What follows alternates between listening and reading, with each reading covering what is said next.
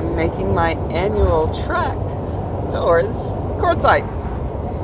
I am taking my time, trying to see some sights along the way, enjoy time with friends. But yeah, I'll get there to Quartzsite eventually.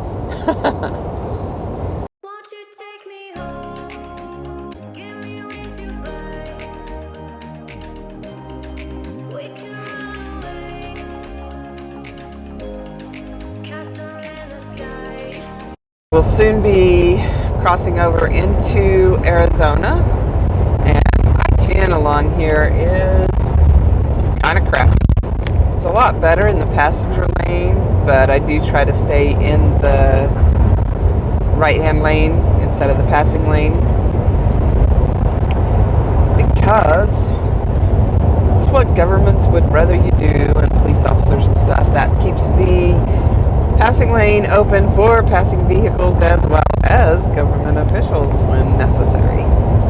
Looks like we are making our arrival to Arizona almost at this moment. Here we go. Arizona state line, and voila! The interstate changes. The pavement changes. Hopefully it'll stay better. However, it's been my experience that the pavement in Arizona, a lot of the southern parts of Arizona, is not that great. So we'll see. We'll see how it goes. Maybe things have changed this year. Okay, this is the first rest stop going west on I-10 once you get into Arizona. I'm not sure, but I think that you can do overnights at the Arizona rest stops just like you can at the rest stops in New Mexico. Alrighty. Try to move the microphone a little higher up. That's not working. There, maybe that will be better. I put it on my seatbelt. Okay. So, what I thought I would talk about today, or really I'm going to ask you a question. If you're wanting to get onto the road full time, I was curious what your reason is, or reasons. I'm sure it can be many, and so I thought I would ask what you want to get out of it. What is your dream, or maybe it's a necessity, and so you think that being on the road would be an easier life, or maybe you think you can afford it more. Yeah, so I'm just kind of curious why, if you're wanting to get on the road. I'll tell you a little bit about my story. Back in the early 2000s, at one point I sold everything I owned, or almost everything I owned, bought a fifth wheel, and went to South Texas for the winter. I knew that it was probably only going to be for about 6 months, and that I would return to, life as I had known it before, which I did. I was on the road almost exactly 6 months, and really, really enjoyed that time. And I never forgot about that. For me, it was like a weight was lifted off of my shoulders to not have all the stuff. This fifth wheel that I had bought was a really small one. It was like 20-foot fifth wheel, no slide outs, nothing like that. My son was still young at that time. I was still raising him, and we homeschooled. And it was actually towards the beginning of me homeschooling him. And so I wanted time to kind of figure out what we were doing as far as homeschooling, and be able to spend time focusing on him and focusing on his education and everything. So I thought that was a good opportunity to do that. So back to me doing that. What I had thought of at that time was snowbirds. People who basically just went south for the winter. And I thought, boy, I'd love to do that. And as I said, when I did, I just fell in love with that kind of lifestyle. I really liked the minimalism. I liked not having stuff. I liked not having room for stuff. If something came in, something had to go out. Because I've always liked to live basically meeting my needs, but not wanting to be big on consumerism. As a matter of fact, when I was still, I think, early 20s, I remember having discussions with my siblings and saying, why don't we stop buying gifts for each other? You know what you want better than I do. I know what I want better than you do. And I just think our money is better spent that way. And I know a lot of people really, really love gift giving. And of course, gift receiving is always nice. But for me, it just felt like it was excess. It was typically things that I didn't really want or need. And with that being the case, I kind of got to where I resented spending the money on others to buy them things that they might not want or need. Even though, everybody goes into gift buying, I think, with the, trying to get something for someone that they would want. It just so often doesn't happen. And that's where so much of the consumerism comes from, I think, is, the media tells us that we need to gift things to each other. And I've learned, being on the road now, this time, since I got on the road back in 2019, that gift giving can look a lot different. And it's a kind of gift giving that works for me. If somebody's in need and I have what they need and I don't need it, or I don't need it nearly as bad as them, hey, I'll give it to them, or vice versa. And that, I see constantly on a daily or at least weekly basis, especially during the winter time, needs being met and people having a giving heart because they see that person in need. They see the need. They understand the need. And so what is given is from their hearts, and then it is truly given to a need. And that might not be everyone's ideal for gift giving and gift receiving, but for me, that's a beautiful thing. And so that was a big side trail on this getting on the road thing.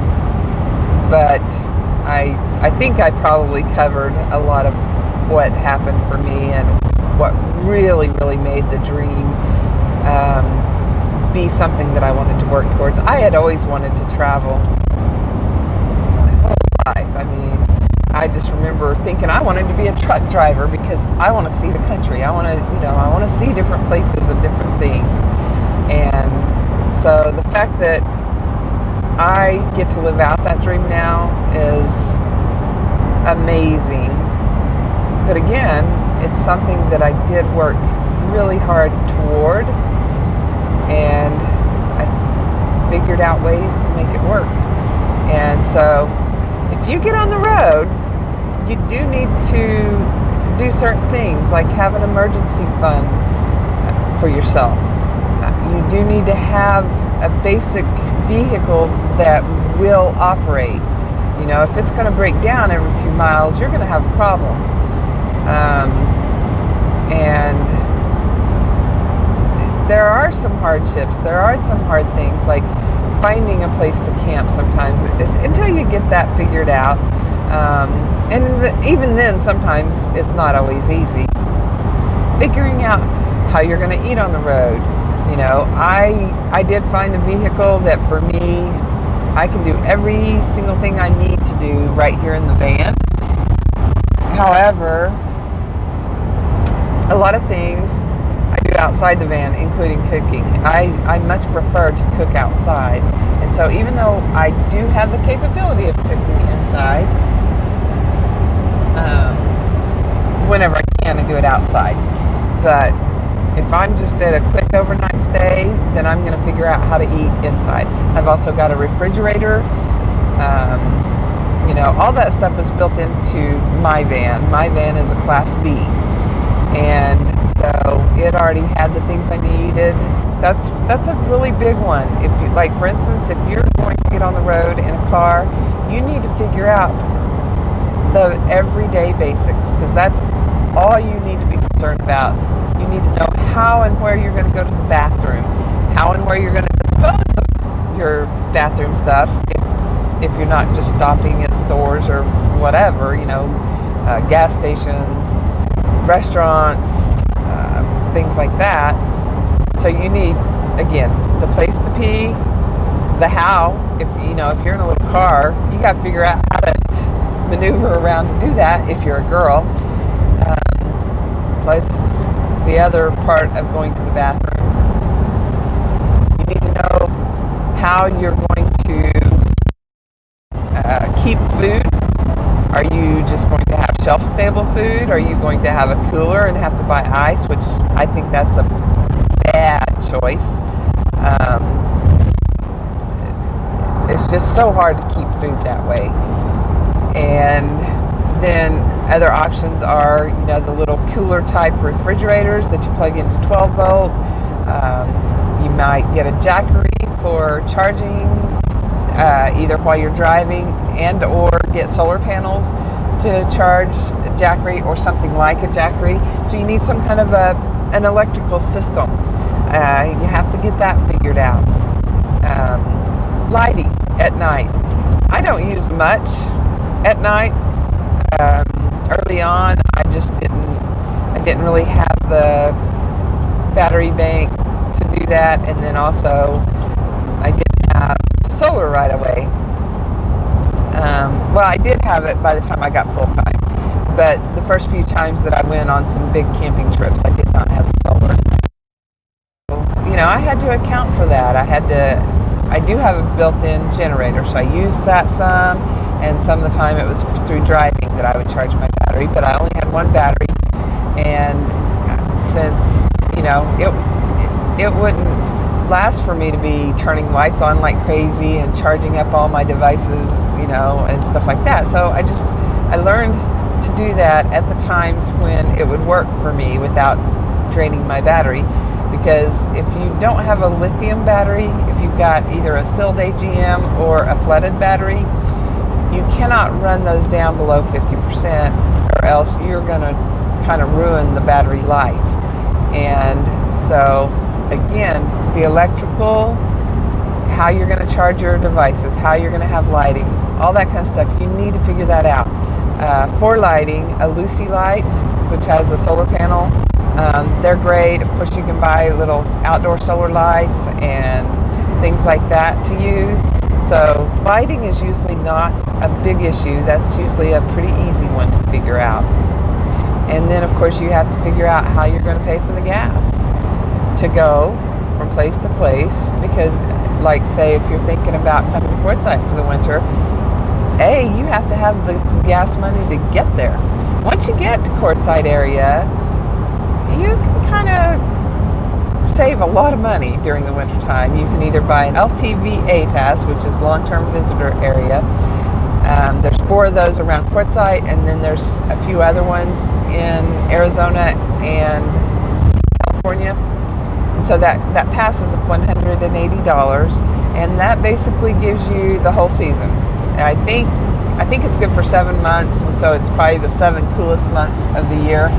You would have to just check that out online to see exactly when that starts and when it ends. So that's one option. Or you can just move from BLM land to BLM land, which is what I have mostly done. You do have to move, I don't remember whether it's 25 or 30 miles away after a 14-day stay. You can usually find something within a fairly close range that still gets you that mileage away that you're supposed to get. And so wintertime is a great time to save money. If you've got some kind of an income coming in, you can save up for the rest of the year. But you're going to have to find other places to stay. And I know that a lot of the places in the cooler parts of Arizona for the summer are starting to close down, or a lot of years there's major fires in some of those areas where people have traditionally gone. So that's another thing to figure out. You're either going to have the money to get places that are cool enough, or just have something figured out. That's one that I don't really know of anybody that can figure that out for anyone else, because we all do it so individualistically. I typically travel, but I travel slow enough to where I'm still not outputting a whole lot of money on gas. I stay put long enough to where it's not too terribly bad, but then there's other times that I might make a beeline for some place that's going to be cooler and then stay in that area for longer. Either, if I just know places that I can stay, or if I've got friends and family that I'm going to be visiting, or things like that. It changes for me from year to year.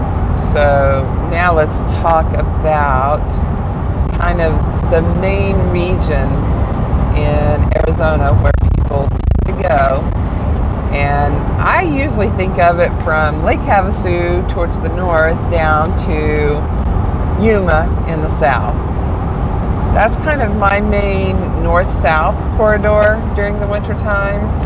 And then you've got a little room to go east and west, mostly west. I've spent some time in different areas of Eastern California. I typically don't spend as much time in California. The reasons everybody knows. Gasoline is more expensive. Groceries are more expensive. You have to have your own shopping bags when you go to grocery stores. This year, I'm probably going to shake it up a little bit. I still don't know exactly what that's going to look like, but I'm thinking I want to do things a little different. I don't necessarily want to just hang around Quartzsite and Yuma as much as I did last year. Or if I do, maybe different areas of Quartzsite and Yuma, or different groups of people. I don't know. Like I said, I haven't quite figured that all out yet. I'm just in the mood to do something a little different. And so I'm sure I will still see the same people. I just might not see them as much. I might not hang out with them as much. I might not, go to the regular parties as much. Or I may just go and then just for more brief times instead of stay for the whole 2 weeks. Because that's kind of how the party goes in Arizona. You move from one place to the next, and there's a party at each place.